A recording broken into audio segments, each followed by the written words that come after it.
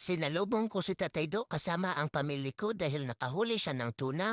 Hi, ako pala si Sachiboy ang maninisdog ng Davao Oriental. Tatay Do! Tatay Do! Tatay Do! Tatay Do!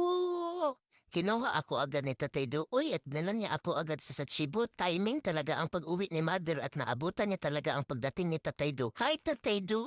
Kumusta ka man, Tatay Do? Uy, masaya kami ba dahil nakahuli ka na naman ng tuna at tinawag ni Tatay Do si Natnat at Jingjing at agad naman silang sumunod kay Tatay Do at ayan si Madan ang partner man dyan lang sa gidli. Nat, dyan ka lang Nat, di na tayo magkasya. The boat is sinking, group yourself alone. Joke lang. Siyempre, pinasakay din siya ni Tatay Do at ito nga yung tuna ni Tatay Do. Oh, ang lusog halatang nakapag-abroad talaga. At ang saya ni Natnat, akala mo talaga siya ang nakahuli. At ayan, binaba na yung tuna at ihahatid na doon sa may timbangan. Ay hala, isasali din akong itimbangan ay Do. At ayan, nililinisan pa ni Tatay Do si Sachibot. Matagal-tagal din nakahuli ng tuna si Tatay Do ba? Nag-abroad kasi daw yung mga tuna. At ito nga pala ang una niyang huli gamit ang bagong makina. At ang dami niya palang dala na pamingwit oh. At ito nga ang nahuling tuna ni Tatay Do at 45 kilos ito. May huli din siyang pang-ulam. Tatay Do!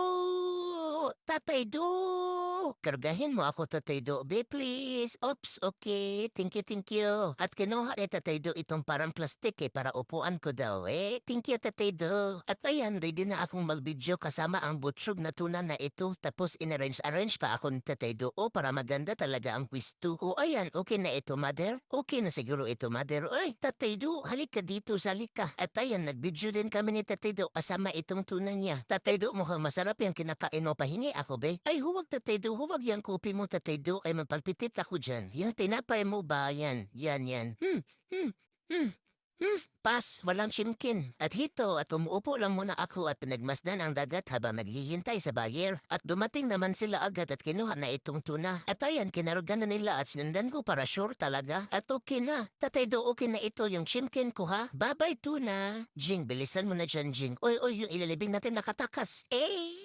Hay, tama na yan, tama na yan. Stop. Enough, Tatay Do. Kaya siguro mahilig ang mga tatay na suklayan ang per-bibid na no? May wala naman silang buhok na masusuplay. Joke lang! Diyan, Tatay Do, dyan. Uy, bakit ka nakaharap dito Nat? Gusto mo ring makalbo? Ay, isti magpasuklay? Ay, naku, huwag ka na magpasuklay. Sobrang kulit mo. Magkakabuhol ulit yung balahibo mo. Tapos nagpaawa talaga si Natnatu at sinuplayan siya ni Tatay Do. Ay, kawawa man yung mukha niya. Hay, naku, inggitiro talaga. Hindi talaga matiis na hindi magbida-bida. At ayan, siya na nga yung nasuplayan pero gusto pa niyang kadat-kadatin yung suklay. Hay, tama na yan. Stop. Enough, Tatay Do. Umalis ka na dyan Nat. Nandidilim talaga yung paningin ko ba pag nandyan ka? Ay, nakapikit pala ako. Sige, continue, Tatay Do, continue.